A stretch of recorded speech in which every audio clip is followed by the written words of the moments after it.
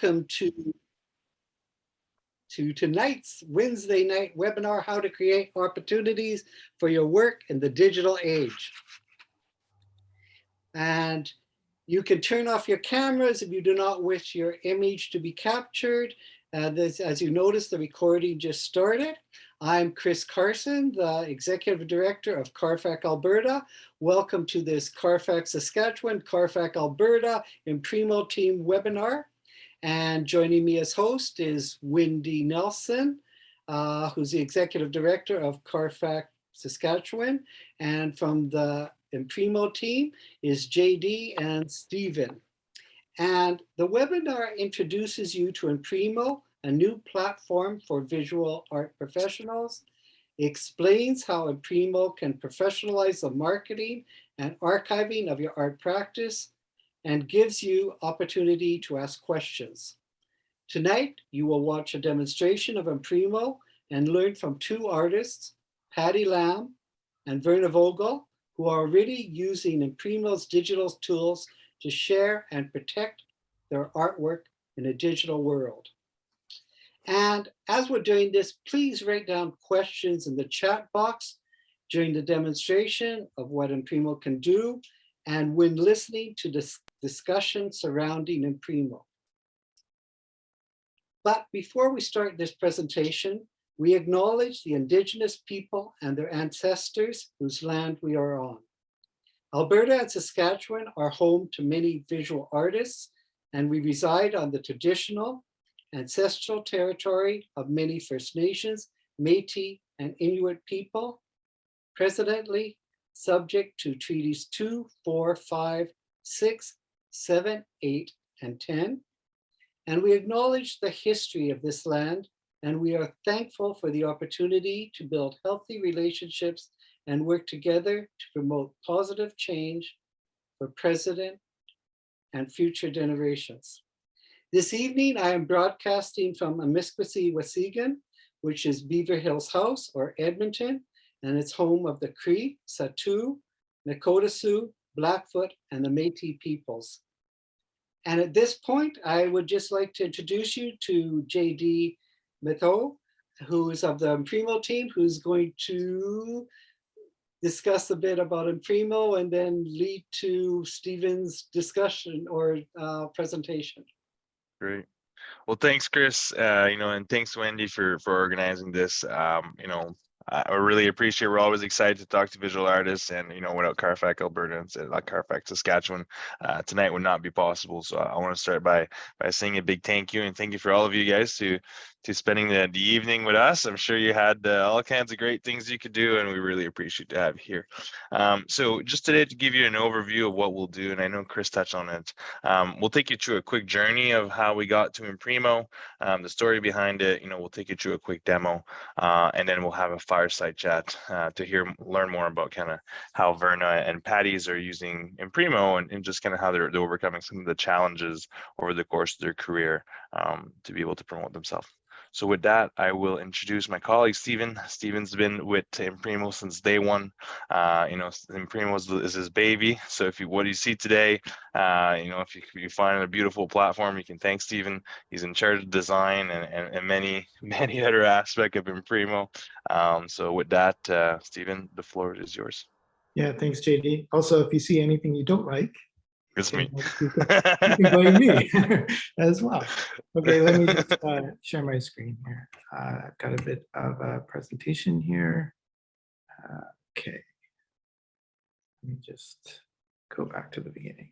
Okay, so yeah, thanks, JD.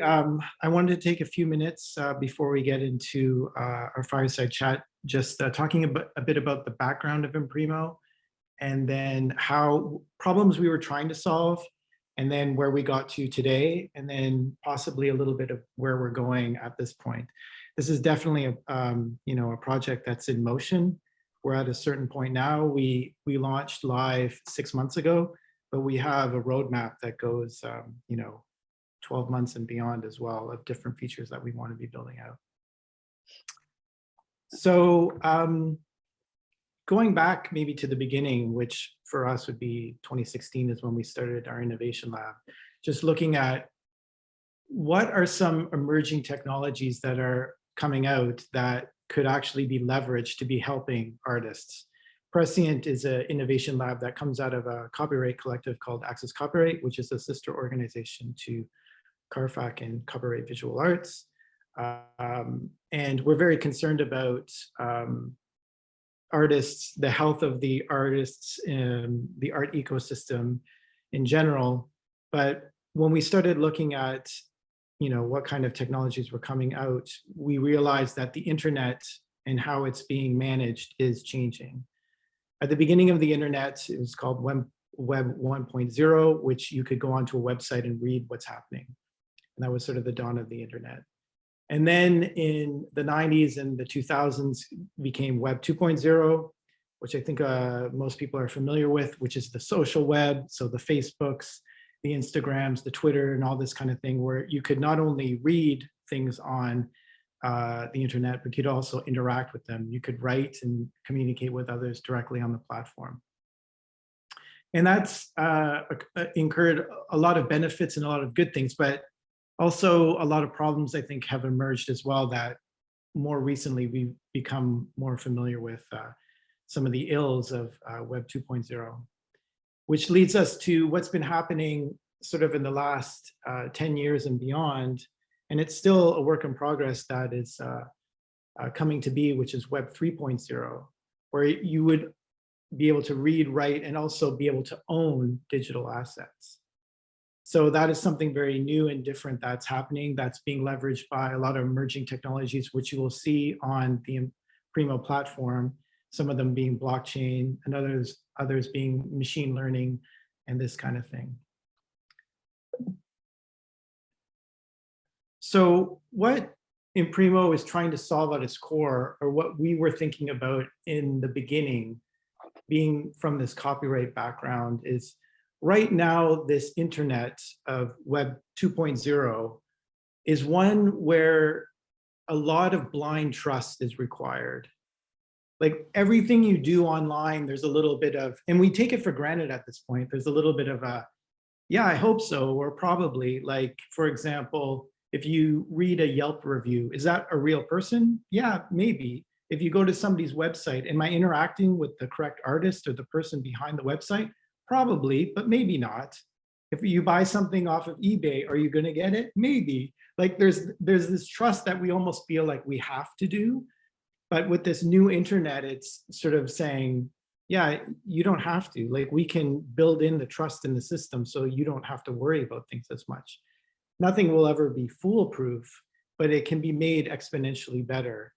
And I think one of the things when talking to a lot of artists, especially visual artists that are working in physical mediums, is when you talk about things like copyright, there's sometimes like, well, that's not really a big deal to me if people are taking images of my artwork and using them without my permission. That doesn't really happen. But I would also say to that is, but why deal with that if you don't have to? Like there is this new world that's coming where we don't have to worry about that. And I would also say in the current world is maybe these kinds of infringements and these kinds of things are not happening to you, but when they do, it becomes quite painful to deal with. And part of our research has also been talking to digital photographers, whether artistic or commercial. And in that area, there is a lot more of misuse and piracy of images and these kinds of things. And when you hear their stories, they're quite painful about notice and takedowns and very retroactive. Sometimes people don't listen and they continue on and just misuse their images as they want to. So there's these sort of problems out there that are being solved by this emerging technology. And what we're doing here at our core is when an artist is putting together digital content and putting it out into the digital space, that consumers, or in this case, art lovers, patrons, when they're viewing, when they're reusing, when they're interacting with this content, that they can be assured that it's the correct artist that is being credited and that is being compensated for the use. And we see that as a problem today, but also what's happening with these new technologies is it's becoming even worse. So you might have heard that with the advent of these non-fungible tokens, NFTs, that are taking artwork and making it into a digital image that can be owned by people, that people are taking images of other people's works and selling them for big money. So there's been money to be made in this space, and people are, of course, there's a lot of bad actors that enter those spaces, and bad things are happening. And this is something we foresaw with looking at this technology, and it's a shame that within the last year that this has occurred and actually happening. So one of the core things we're trying to do with Imprimo is to get the attribution right from the very beginning, so you don't have to do any of these retroactive, painful processes after the fact.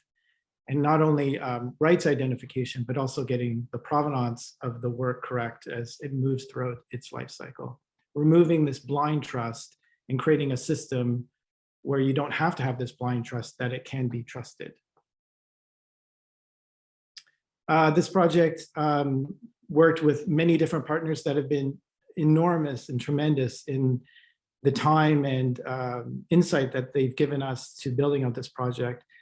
So we've worked with CARFAC, Copyright Visual Arts, RAV in Quebec, Access Copyright, which Prescient is the innovation lab that has technically built out this project.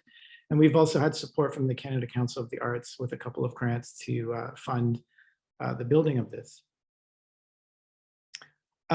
So that last slide where I was talking about that core thing that we were trying to build, it wasn't enough to build a project that only did that. We needed to build other feature sets on top of it that would be of interest to visual artists. And this was all realized after spending over 100 hours talking to artists and gallerists and curators, art appraisers, you know, all these kinds of things. And what we sort of realized was there's these three different pillars. One was, we realized when talking to galleries especially, that if people understand the story and context around an artwork, that exponentially generates more interest in the work. And we saw that in other platforms that existed today, that was missing a little bit. That if we could provide the tools to tell the story, how a work came to be, and what were the influences and the general story around the work, that would generate more interest. We also heard that people are looking for, especially with established artists, portfolio and artwork management of their collection, which can be vast. They're looking for tools to be able to do that in an efficient way. And also when talking to emerging artists, we're maybe less concerned about portfolio management or these issues around intellectual property, but we're more concerned about just being discovered. So when you see Imprimo, you'll see that these three pillars are also embedded into what we've built. So with that, I will show Imprimo. So this is Imprimo, if you haven't seen it yet. I encourage everyone to hit the Join Imprimo and go out and sign up. You get 30 days free to try it, so please do so. And also, after you've tried it, good or bad, please let us know sort of what you think. We're really in the stage where we want to be getting as much feedback as we can to be building this out, so please get in touch. So this is our landing page that shows the different artworks that have been artwork records that have been created and published on the platform. If I scroll over any one of these images, it shows me some information, some of which is like an avatar of the artist, the title of the work, the name of the artist. And also up here, we have this little thumbprint, which shows some information about the blockchain. So what happens here on Imprimo is every time you create a work record and publish it on the platform, we send the metadata of the work and also information about the artist, the claimant of the work. Because when you're publishing the artwork, you're essentially making a claim like, this is mine, I made it. And we send all that data that gets logged on a blockchain, and it gives us this gobbledygook number in return. Now, why would you want to be logging the claim to your artwork on the blockchain? The reason for that is blockchains are public, verifiable, and immutable databases. So way oversimplifying it, but just for the sake of this conversation, the reason why you'd be logging on the blockchain is because you're staking a claim to your work in an immutable way. So somebody can't come later and say like, no, that's not yours, or this, and this record of your claim is permanently made and cannot be altered. So that's what's happening there. Also on the platform, people can come and filter through and find out, if they want to be targeting certain artworks, they can be doing so. They can also browse by the artworks on the platform, browse by the artists. We're really happy at what we've done here by presenting the artists on this page by having their avatar, their name, pronouns, where they're from. We've heard in our research that it's really important to know where artists are from because the locality is important with regards to either when people are buying artwork or exhibiting. And we also, the artist has the ability to choose the top 3 works that go here when they display their profile.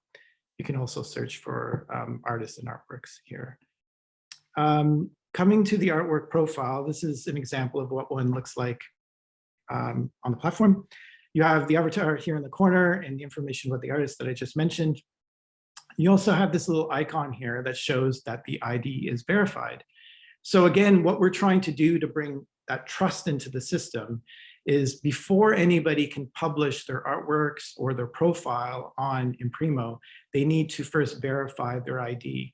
And the way that they do that is we use this system that's using new technologies that you might have seen before if you've ever had to verify your ID in other kinds of platforms like Airbnb, where you take a photo of your driver's license and then you take a photo of yourself, and there's artificial intelligence in the background that matches them and makes sure that that's correct. And then when that process is done, we can see that you are actually who you say you are. We also have on the back end of the system the ability to, if somebody tries to fake it, the administrator can kind of see that somebody is trying to do things like in a malicious or bad way. Like for example, if you registered as Paddy Lamb, but then you had somebody else verify the ID on behalf of the account, we can see that all happening in the background and, email them and wag a finger and, do what's necessary after that. So you can rest assured that the people that are on the platform have their ID verified correctly. We have the profile here with a cover image and their bio, links to their socials, keywords that makes these profiles easier to find, and also this make inquiry button where you could contact either the artist or the representative. It depends how they set it up. If the artist is represented by a gallery, then this message would go to the gallery as set up by the artist in their account section. After that, there's the CV section. Paddy has a good example of a CV section here with many different records logged on, which is great to see. If I just pull down one of these, it shows something that we're doing with the CV that is different from all the other platforms out there. We call this the living CV. So if somebody logs here, in this example, a record to an exhibition, you have the information about the exhibition, but you can also link all the artwork records that were exhibited in that exhibition here. And then if I click on any one of these images, it takes me to the artwork record, which I'll show in a second.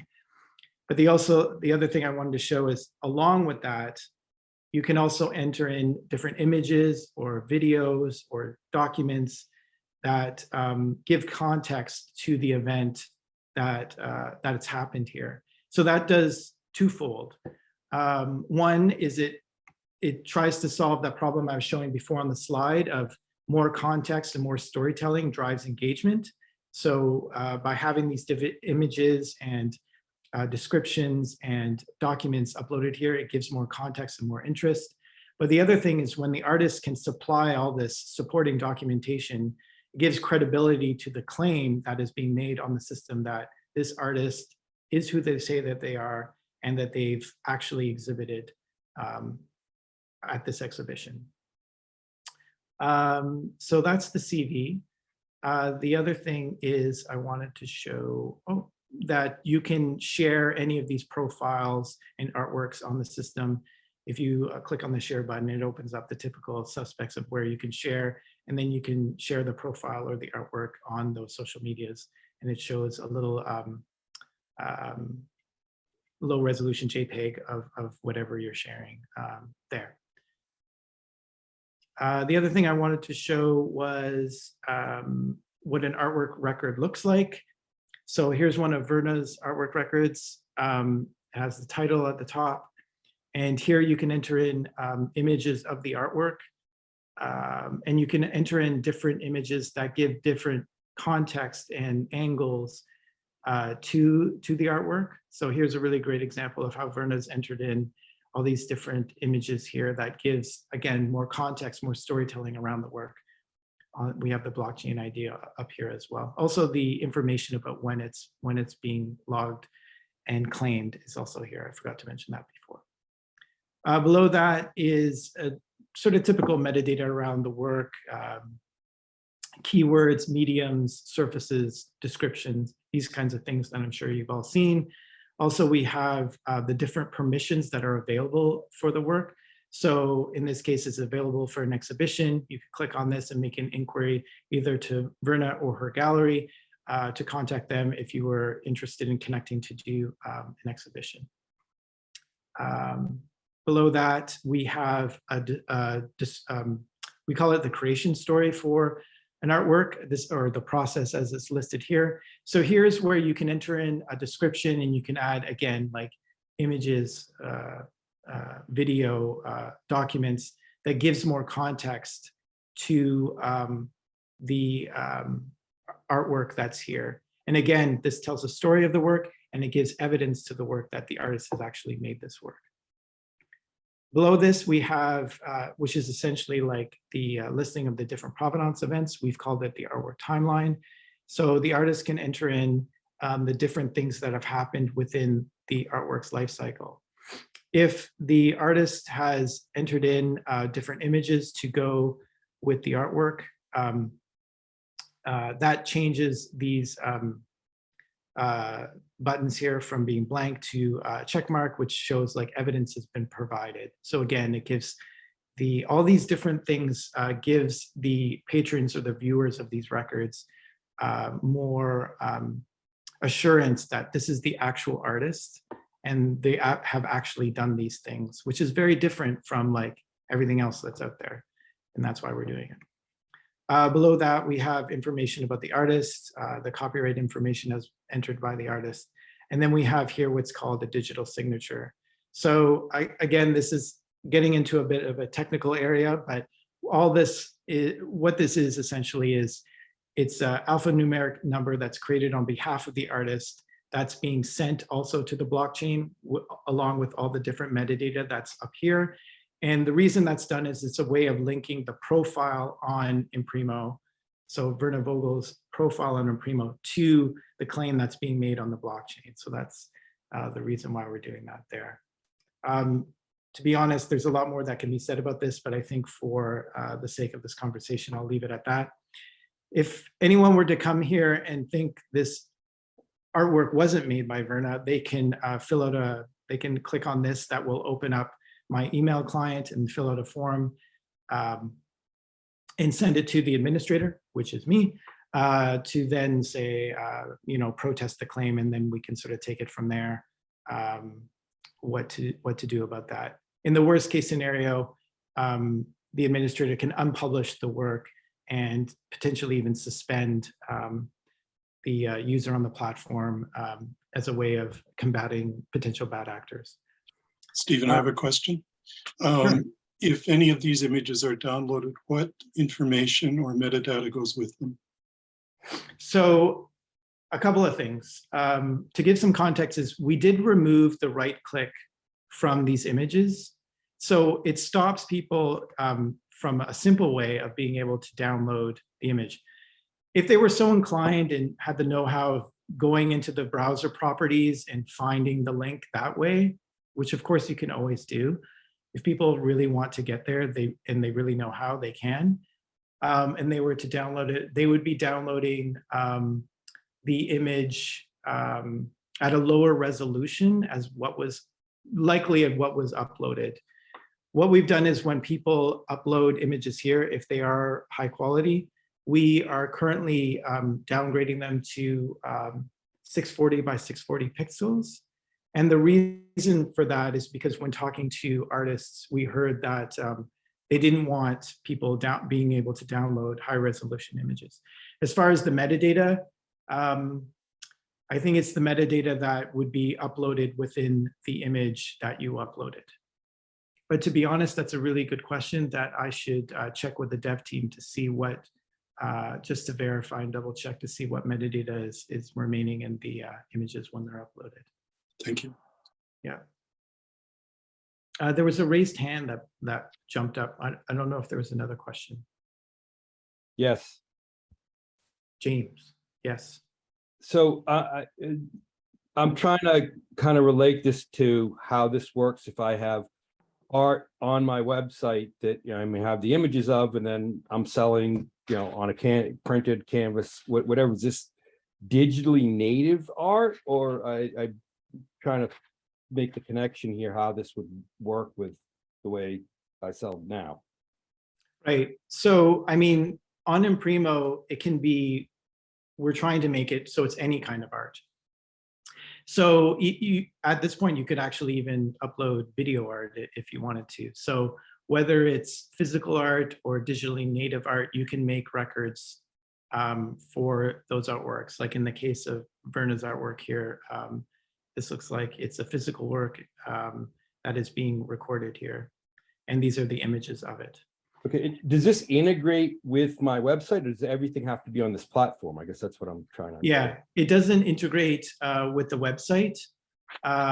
So you would have to, if you had like, you've posted information about an artwork on your website, you would also have to do that here. We've also, one of the very first things that came from artists is if I'm, managing my collection here on Imprimo, it is a lot of work to do that. So we've really kept that in mind, and we've done a few things to combat that. One is we've made different forms to be able to upload templates to be upload the work records in a really simple and easy way. And we've done that very well. The other thing that we've started doing is partnering with image banks to be able to import work records from those image banks. So we've currently have Copyright Visual Arts Image Bank integrated, and also the ENUAC Image Bank which is with the RAV organization in Quebec. So, and we're continuing to move on from there and to partner with other image banks. So this might not be the case, but if you did have artwork records on these different image banks, you'd be able to import them and get a head start, like import that kind of metadata. But we don't have integration right now with the website. What we're hoping to do with this, with regards to websites, is two things. Either one, you create a profile here that, and what we're doing with Imprimo is really trying to bring together the ecosystem, where we would, like the next steps is to have the galleries come on and create profiles, and have art lovers, art patrons come on and create profiles, be able to follow the artists, to have the whole ecosystem together where they can interact with each other and communicate. So we're hoping that that will drive more traffic to these profiles. And if there's links to your website on these platforms, that it would drive traffic to the website. The other thing that we've heard from artists is for those that are having difficulty managing their websites, that this would be a replacement for their websites. So if somebody's made a lot of investment in a website, that obviously wouldn't be something that they would want to do. They would want to do that idea of trying to drive traffic to the website. But if some people are finding the website either expensive to maintain or cumbersome, they can always sort of move over and do that. Create the profile here, which you've seen similar things in other media where like in music, for example, everyone used to be having their own websites, but with the advent of social media, really everything is found you know, through the Instagrams and all the other socials that are that. But those things that exist out there currently are not very appropriate for visual arts. We wanted to make something that was really focused on this sector, on visual arts, that was really appropriate in the design, the look and feel, in you know, having professional artists here on the site. So it was really catered to that, so that it's more inviting to come here and use it. Any other questions before I wrap up here? There's a question in the chat. There's a question in the chat that said, would people visiting Imprimo site need to create their own profile to view artists' profiles? Well, right now, no. Right now, anyone in the world can come to these profiles and see them and interact with them, like make inquiries and whatnot. But what I was saying before is that we want to be building out sort of general user accounts that they'd be able to come in and sort of be able to follow and get updates from when artists or galleries are doing things on the platforms. So if Denise here uploads a new work onto Imprimo, if I was a follower of Denise, I would get an update, and also be able to create message systems on the platform where people would be able to talk to each other. Internally, we kind of talk about it like it's the LinkedIn for visual artists. Like the way people, you know, would get hired, or you would hire somebody, is yes, there was interacting with company websites and that kind of thing. And then, you know, since the advent of LinkedIn, there's this ecosystem that's created where employers and employees are communicating on this platform. And it's probably, you know, the largest way that people are getting employed now is through LinkedIn. And we want to be doing something similar for the visual art space, where galleries, art lovers, and the artists are on the same platform, sort of interacting with each other, which would create, you know, new opportunities and new partnerships.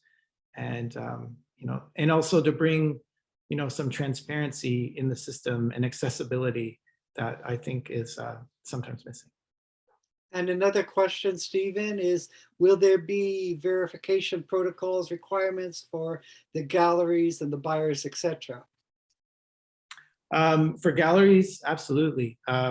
We'll need to, we would verify them, and there's ways of doing that. And we've done other projects in the past actually that do that very thing. So we're very comfortable in how we would sort of roll that out.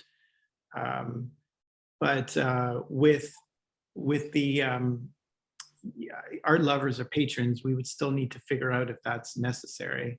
At this time, I'm not really knowing why that would be required. But once we get into the research, if we find out that it is, then we would definitely build that out. I mean, every artist probably had a lot of people scamming them, trying to get free work by saying that they really want to buy something. And there's a lot of scams from on social media and stuff like that, and to people's websites. So I think that's what Dr. Close is referring to. The other thing is, our vision of Imprimo is it wouldn't be directly a marketplace where you're transacting here, but we would create facilities that would, you know, facilitate those transactions. So if you wanted to buy work by Denise here, that you would be linked into you know, the gallery site, most likely that would be selling it, or if it's being done on other kinds of sites online, that it would be integrated into that. So that's part of the vision on that side of things. Stephen, we have another question here on the impact, on the environmental impact of blockchain. Do you want to touch on how we tackled that? Absolutely. So that is a huge, oh, that's actually not what I want to be signing in as me. Sorry, I'm just signing in as me because I wanted to show something once you sign in, what you can do. So it's quite a timely question, because actually one of the most prominent blockchains has rolled out an update that has reduced its environmental impact by 99%. So I would sort of say about blockchains in general is they are known to have these kinds of issues, but it is a work in progress. And while a lot of, you know, there's been a lot of naysayers over the last couple of years that, this isn't going to get solved. Well, it did. So it is getting solved. But I would say specifically on Imprimo, what we are doing to mitigate any kind of environmental concerns is we batch all the requests that go to, we use the Bitcoin blockchain that we're logging on. We batch all the requests and we send it once a day. So really, once we broke down the amount of energy that we're using, it's like less than a light bulb. Like it's really nothing, that our part on the blockchain and how we're using it. So that's what I would sort of say about that. But also, I would encourage anybody that's concerned about, the impacts of blockchain. Just what I was saying is that Ethereum did send an update, do an update, I think it was last week or the week before, that really made changes on its environmental impact. So that is being addressed. It's not vaporware anymore. It's happening. I also just a couple of questions. One of them is, could you remove your work from the blockchain if you wanted to? You couldn't remove the record of the blockchain on your record on the blockchain. You can update it, like you can create a new record that would be linked and show that there is an update. Like, for example, if the copyright changed, like we were talking about estates. So if somebody were to unfortunately pass away and the copyright were to change the estate, that could be added as a new record on the blockchain, and then you would see the provenance of the rights on the blockchain. As far as unwriting the metadata to the blockchain, and notice, it's not like the artwork itself is on the blockchain, it's the metadata about the blockchain that cannot be undone, but we see that as a feature, not a bug. Like that's a good thing. So we have one more question, Stephen, and then we might have to continue just to make sure that we have some time for Paddy and Verna. But one last one, and I think it's good. And the question is, what's the protection against identity theft? And I can answer that one. I think, you have to take a selfie of yourself and match it to the image on your ID. So in order to have identity theft, you would have to take a picture of yourself, right? So that mechanism, probably, if you see someone steal your ID, that's not sufficient. If I took a picture, Stephen's ID and my selfie, it would not work. You would not be able to get a positive match, and therefore you wouldn't be able to publish. So there might be another scenario where identity theft could be impacted, but we certainly haven't come across any scenario that would be possible with the current system we have. I know I'm a bit worried about the time because I know we've got our fireside chat, but just like two quick things that I just wanted to show was, this is what your catalog section would look like. This is my test account on Imprimo. I'm not an artist, so I just have these images here. And what you can do is, for all of your artwork records, you get this certificate of creation that you can download. It has the image of the artwork. It has your physical signature here that you can upload into your profile section that goes into all of your artworks. All the different metadata, when your ID was verified, the blockchain ID that is associated to this work. And then it also has this QR code, when scanned, will take you to the artwork record on Imprimo. I would also just say is like, what relating to the question before about the blockchain is, every time you update, if you were to update the metadata to your work, maybe you entered in the title incorrectly and you did a typo and you need to change it. The blockchain ID will get updated every time you update the record to show that provenance of what's happening with this record. The last thing is that there's this QR code, just the QR code portion that you can download, and you can download this. And the use cases for this is, you could put it into, beside a gallery label, attached to behind, if you do paintings, like behind a painting or these different kinds of things, where someone could scan it and be taken to the artwork record. So again, if you were to do an exhibition and post this QR code beside your artwork, as people go along the exhibition, is giving more robust information to just like a gallery label. You could have, patrons, art lovers can scan this with their phone, be taken to the artwork record, and then see the whole story of like these different images of the artwork, the creation story, the story behind it, the provenance of the artwork, all that kind of thing. Also, just one last thing I wanted to just say about the timeline, which is, so right now what's happening is the artists are entering these different provenance events, but part of the reason also why we want to bring the ecosystem together of the different galleries, associations, even art buyers, is that they would be able to contribute to this timeline. If you are an artist who sells your work, once you've sold your work, often you lose your relationship with that work.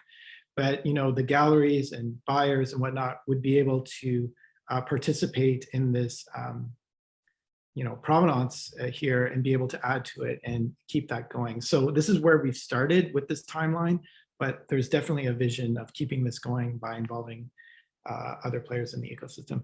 And at that, okay, I'll stop talking. All right. So if anybody has more question, feel free to put in the chat. If we have some time at the end, we'll try our best to get back to you. But at this time, I think we'll head into the presentation with Paddy and Verna. Okay. Hi, I'm Wendy. I'm just going to do a quick bio for each of our artists. So we have Paddy Lamb and Verna Vogel, who are going to do fireside chat for us. So Paddy Lamb is an Irish-born Canadian whose ancestors included Ulster Scots, Quaker Huguenot, Celtic, and Proto-Indo-Europeans. Born in the city of Armagh, Northern Ireland, he studied modern history at Trinity College Dublin and physical education and history as a postgraduate at the University of Alberta. He moved to Canada in 1985 and subsequently worked as a historian and archivist before devoting himself to a full-time career as a visual artist. For more than 2 decades, his work has focused on an interpretation of the physical and social landscape in the form of drawing, painting, and installation. It is strongly influenced by history, memory, and social culture, offering a personal narrative concerning human migration and attachment to the land. Paddy is the recipient of several scholarships and awards from the City of Edmonton and the province of Alberta. In 2009 and 2011, he received a fellowship and residency at the Ballinglen Art Foundation in Ballycastle, County Mayo. He has also been awarded residencies at the Thomas Gushul Studio in Blairmore, Alberta, the Ortona Armory in Edmonton, and Two Rooms Contemporary Art Projects in Newfoundland. Paddy is a past president of Visual Arts Alberta. He's currently national president and spokesman for CARFAC. Verna Vogel is an artist. She has been practicing visual art for several decades. Her artworks have been shown in commercial and public galleries across Canada, and her paintings have been acquired by private collectors around the world. She graduated with honors from the Studio Arts Foundation program at Capilano University in Vancouver, BC. She then completed a 3rd-year fine art program at the Malaysian Institute of Art while living in Kuala Lumpur. Verna teaches art-making processes with students in public and private schools and is a board member of the Alberta branch of CARFAC. Verna Vogel was born in Ontario and is currently based in Calgary, Alberta. Creating and showing her work, teaching, and arts advocacy are ways in which she hopes to contribute to a better, more balanced world. So I'll let Paddy and Verna take it away. Thank you. Thanks, Wendy. And thanks, Verna. Thanks, Paddy, for participating in that. We really appreciate having you tonight and sharing some of your stories and some of your knowledge with us. So with that, we'll get started. Before I kind of dive into some of the questions, when talking to Paddy and Verna, they're both big ambassador of Imprimo, and they've done a pretty good job at using the platform. So we'll talk a little bit on kind of how they're using the platform and kind of how to see some of the challenges that they're experiencing in their career and how technology might be able to help them with that. So the first question that I have is, when we're exploring many platforms or tools for different artists, we know that there's a lot of different marketplace out there available, but there wasn't that many platform that really allows to tell the story behind the artwork. The question remains, how important is it to tell the story behind the artist and the artwork when it comes to evaluating, to putting a value to the artwork? So Paddy, why don't we start with you? What are your thoughts on this? Well, I mean, I think it's a fundamental question in many ways. Right from many of you will remember applying to including myself, applying to art school or creating a portfolio, submitting to an exhibition proposal, or interesting a curator, etc. What they are interested in is not just the finished work. They're interested in the intent behind the work, the story behind it. And to me, in helping and working to build Imprimo, this is why it's a game changer, in that it allows you that instead of what I consider sort of a two-dimensional model on a traditional website, it's allowing you to build a three-dimensional model in many ways of how your work has evolved. In my own case, certainly, if you look at my Imprimo account, you'll see that one exhibition quite often evolves out of another series of work or a previous exhibition, and there are different iterations of the work, which are refined according to space requirements, according to how the work has evolved. And it's just great to be able, to me, it's essential to be able to sort of show that in one place. I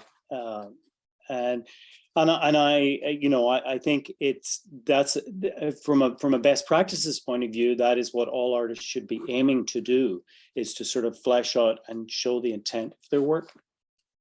So that, maybe Verna has something else to add on that, but that would be my answer.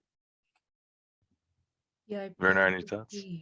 I'm agreeing with what Paddy says. I think that the work is the sort of first point of entry, but the story behind it deepens the experience of the work. And I think that's really important across a lot of different levels of viewers of the work.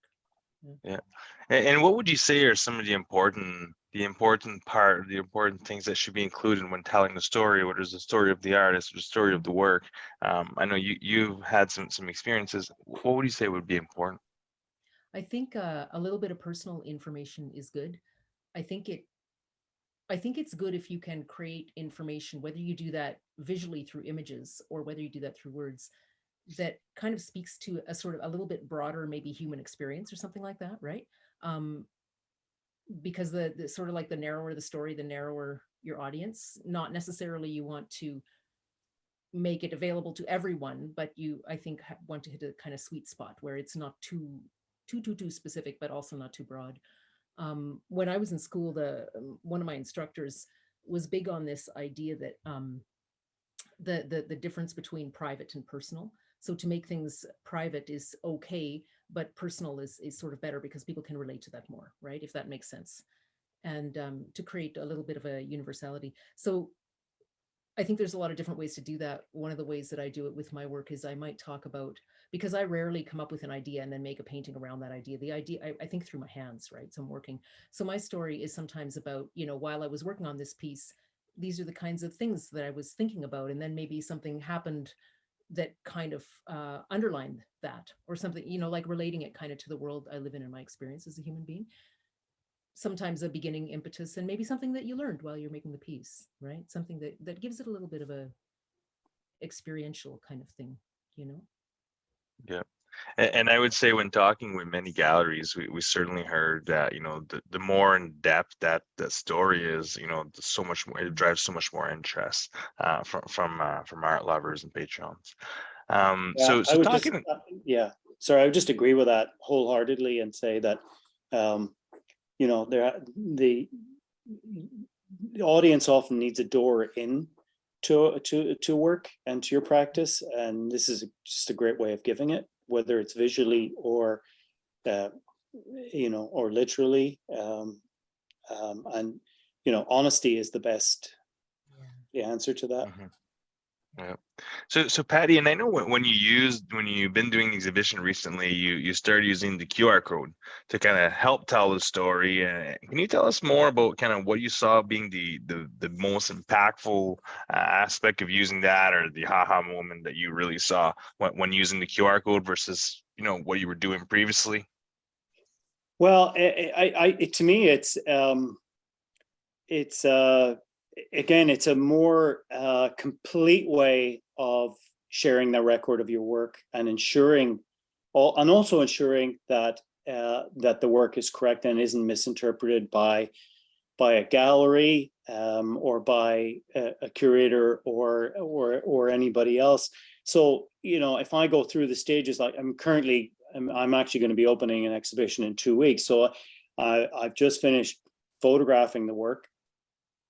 The next step will be to load it onto Imprimo in draft format and make sure I've got everything correct, and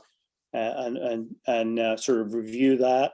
Then I'll publish the work on Imprimo and download a QR code for each one of those. So like this, as Stephen showed us, and then I will affix that QR code first of all to the back of the painting before it leaves the studio. So that way, if there is any mistake or any hesitation on the part of the gallery, they can scan that QR code or look at it, and it will come up with it will verify the name of the piece. Some of the works are quite close, are quite similar. So that, to me, it's and that stays with the work if it's sold as well. The other way I'm going to use it is the gallery on this occasion is going to create a card, an invitation card, which will have an image, a bio or a statement, and the QR code on it. People will take that home. So not only will they see it in the gallery, see the work in the gallery, but they have a reminder of it with them to take it home. I mean, I'm sure there's other ways of using it. It could be incorporated into the gallery labels. I haven't crossed that bridge yet, but I would like to do that, certainly, so that people, again, could be in the gallery, scan the QR code, and then be able to look at other works that I had and other things I've done. So yeah, to me, that's all. It's a very useful tool, I think. And Verna, when we were talking, I think you mentioned that you see a lot of value in the QR code kind of following the artwork as it is purchased, from by a buyer and so on. And the main place that you said, is the QR code on the certificate of creation, like Stephen showed us. Can you explain a little bit more why you think that's valuable and how you see it being used? I think it's valuable because Stephen was mentioning about uploading into the timeline of work. I don't know where most of my work is, right? Because I sell my work through galleries, I don't often meet the buyers, and that's okay in a way, right? But I'm curious also too. Every now and again, I'll get an image of my work in a space, somebody's home or in a different kind of space or wherever it is. And it's kind of nice. So it gives me a good feeling that way. I also think the QR code is good because if an artwork passes hands a lot of different times, the information being attached to it just seems like a really good idea, so that there isn't a kind of ambiguity, so that stuff doesn't get lost, the Antique Roadshow, and here's this painting and nobody knows who made it, and oh, lo and behold, it's so and so, which has its own kind of charm, right? To be fair, but I think it's an interesting thing to just be able to keep that information with the work, right? Yeah. Yeah. And I think so kind of taking a little bit of a different talking about a little bit of a different thing here. So and the two of you been an artist for many decades, and I'm sure at time it has been challenging to stay organized and to manage the business of being an artist, and and so on, what would be the tips that you give to an artist who maybe be finding challenging right now to either run their practice or to stay organized and things like that? Like what are some tips that you could give to make that more manageable? Paddy, any ideas here? I know you've been doing this for a long time and you've got a lot of work. So Yeah. Well, first of all, I would be the first one to say that everybody's trajectory is different and everybody's way of doing things is different. And I don't think you should compromise your practice and the successes that you enjoy in it and the motivation you get out of that entirely. But you have to find, nevertheless, a basic level of business management is increasingly essential. And I think this platform can help in any number of ways with that.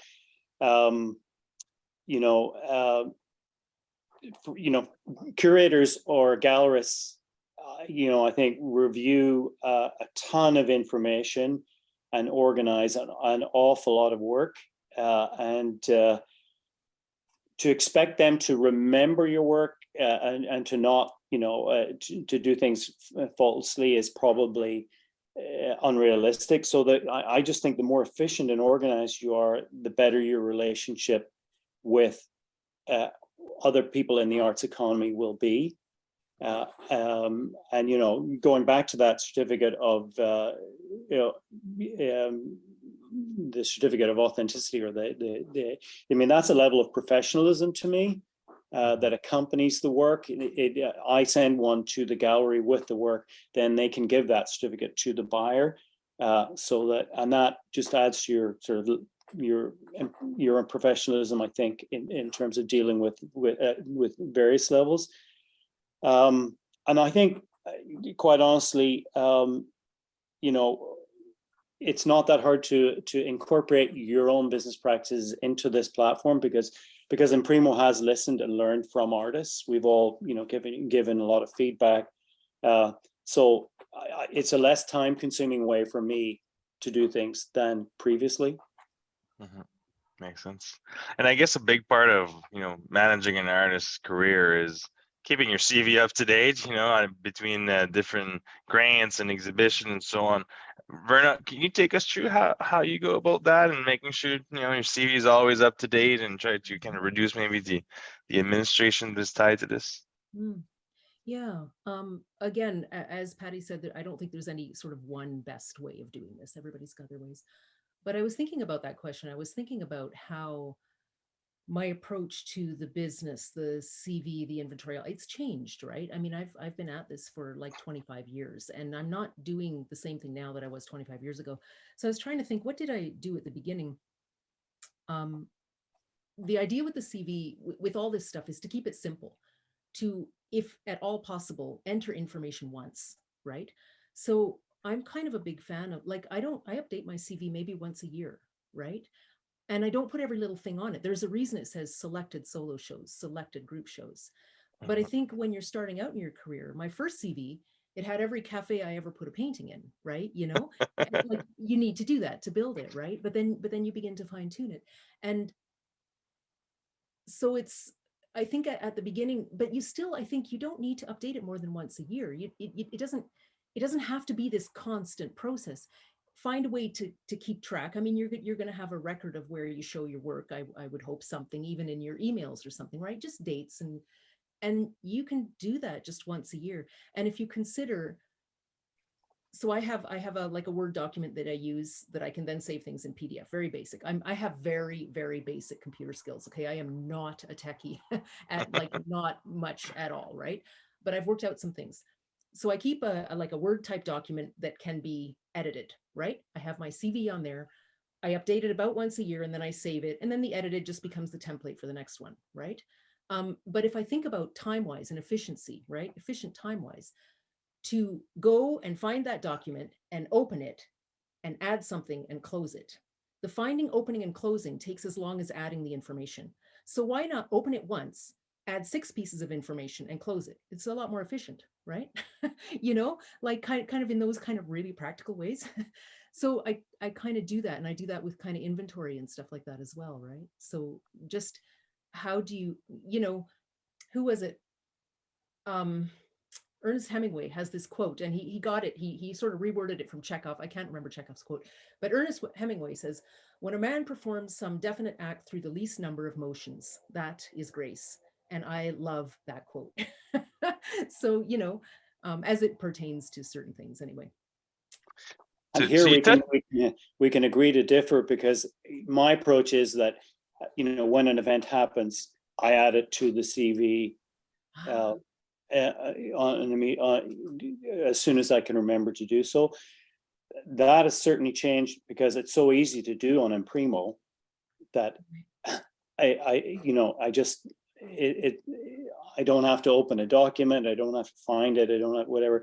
It's right there. I just enter the information and keep it up to date that way. And I find that really helps for me. I would also point out that you can organize your CV in different ways on Imprimo, and sort of, you know, you can show, or you can, I'm not sure, Stephen, you correct me if I'm wrong, but you can sort of limit what you download or print to what the aspects that you want, and I'm sure it'll change and develop over time as well. So I would just add one thing. I think it's I think the CV is a game changer, or it really is, and it would be nice to see. I hope to see galleries and curators, you know, allowing artists to submit, you know, their Imprimo CV to look at, you know, as part of an application. Because, you know, it's always, oh, yes, you send us your CV, maximum 2 pages. Well, you know, then you've got to go and edit, you know, and cull down stuff and decide what you're going to leave out so that it fits on the page and everything. It's, you know, they're going to get a much fuller picture by seeing this. So there. So we also touch on inventory. I think, Verna, you mentioned something there. You know, Paddy, I know how long you've been doing this and just looking at your CV. How do you go about managing all that inventory? Well, I'll start.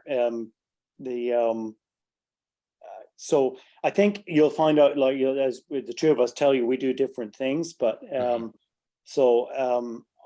what I do is I keep I've always kept a ledger, which so I get every work gets an inventory number and it goes in that ledger. It might get deleted, it might get destroyed, altered, whatever, but I have that record and it goes on the back of the piece of work. I also keep an image file to accompany that.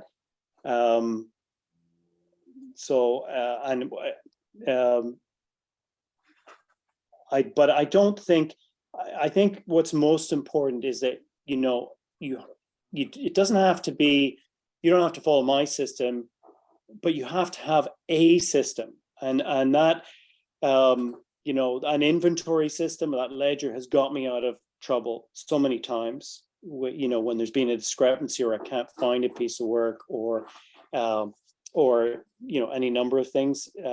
So, and I, you know, again, I think having the record on a platform like this as a reference is, you know, is great. Verna, how do you go about doing inventory? Because it seems like the two of you have a little bit of a different practice. I'm curious how you go about it. I do things on a yearly basis, right? I update things on a yearly basis.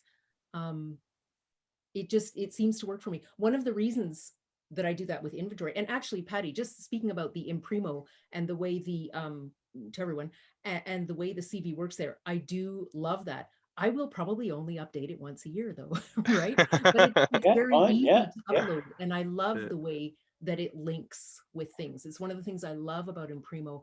I'm just going to digress for a moment here, but I have a lot of different aspects to my practice, which are difficult to portray in a linear way. And Imprimo does this lovely kind of lateral thing, which I love. I think it's brilliant the way it functions that way. So with regards to inventory, one of the reasons I do things on a yearly basis is because I work over, I paint over, I destroy more of my work than I keep, right? So it doesn't make sense to me to do inventory right away, because then you're adding and subtracting and adding, and, you know, there's no, where's the grace, you know? And so there's that. And I just find it easier to do things in big chunks rather than little chunks interspersed. I would rather be in my studio and not thinking about this stuff for the most part. And when I do things online, I do them for 3 days straight, and I do them, and then I'm done. And then I go to my studio and I don't have to think about it. Right? I don't think either of us is wrong or right. No, exactly. Yeah, exactly. So It's it's the actually really archivist in cool me. to I have- come by it honestly. So Yeah, yeah. I think it's actually really cool that you have both Paddy and I, because we are doing things differently, and we're both loving the Imprimo, right? It's kind of I just think Imprimo is this really fluid thing, right? So I like it. Kind of being shown the way to work. Yeah. It's pretty cool to see how, you know, the two of you are quite successful, and then you have a very different approach to everything in it. And like, I think at the end of the day, it comes down to, I think Paddy would said at the beginning, is you got to find what works for you, and, you know, have a system in place that you follow. I guess one last question before we open up to the room. So I know we've heard from many artists that, you know, building an online presence, it can be quite intimidating at first. Like, where do you start, and so on. You know, where do you start your website? Do you not, like, where, and so on. Verna, what are your thoughts? I know that you've mentioned that this has been a challenge. So why don't you take us through kind of maybe some of your experience and some of the advice you might have for other people? Yeah. Okay. So I'm glad you're asking me that. I was thinking between our little 3 p.m. chat and now, I was kind of really thinking about this question. And one of the things that I kind of came up with, and this is the foundation underneath which all this stuff rests on, right? Which is that, at least in my perception, right? So I'm just giving you my experience. In my perception, what you do when you make art is very childlike. It's play. You're not following anyone else's rules. And it might be due to my own limitations, but my perception of the business part is that it's not playful, that you're following someone else's rules. And I am a complete contrarian. I don't like following other people's rules. So I find it, or I have, because I'm working on that. And I've realized that I've worked on that in the last few years in a kind of interesting way, which I hadn't thought about till now. So this is kind of cool. Thinking about business as following other people's rules, and you're doing what you should instead of what you want to, and all that kind of stuff. And so one of the things about the social media is that it, I think, is portrayed as part of the business thing. And for me, it's like, how do you apply your own rules to this stuff? How do you, even to the way you do your inventory, everybody having their own system, how do you make it fun, right? Because if it's not fun, you're not going to do it. You're not going to want to do it. It's going to be a slog, and you're going to, or me anyway, you know. But so how do you make it fun? So, and everything takes time, right? Whether you're building a website or doing the social media, everything takes time. It's not going to come together like right away. And the way that I'm using social media, I'm really terrible. I don't use hashtags. I don't post on a regular basis. I don't embed questions to engage people. Like, I kind of don't do that stuff, right? And I just make it fun and take pictures of things that delight my eye and throw them up on Instagram, you know? And you do this for long enough and it builds, but it does take time, right? And with the, again, possibly digressing a bit, but with a website, whether you're using Imprimo, which I think is really, really good. I've had a couple of different websites, and Imprimo is so easy in comparison. It's really, really easy to use for me. I really like it. And if you're first starting out with a website, get 3 good images and a brief bio. And if you have a CV, put it up. But if you've got a few good images and a bio and a little bit of a CV, that's enough to start. And then you build it, right? You don't have to have like this big complete website out of the gate, you know, which is something when I was younger, I didn't realize. I would get very impatient with things. So that might be a helpful thing. Yeah. I think the word building is really important, because this is what Imprimo allows you to do so easily. And it's what we should be thinking of more. You know, it forces you, well, it doesn't force you, but I think it intuitively makes you approach it as a building process. And I agree totally with Verna in saying that you shouldn't be intimidated and try and get everything up there. Take your strongest work, your most recent work, or whatever, and your bio and your CV, put those up, and then build. You can build backwards, you can build forwards, you know, whatever works best for you. But there's the, you know, the template is there for you.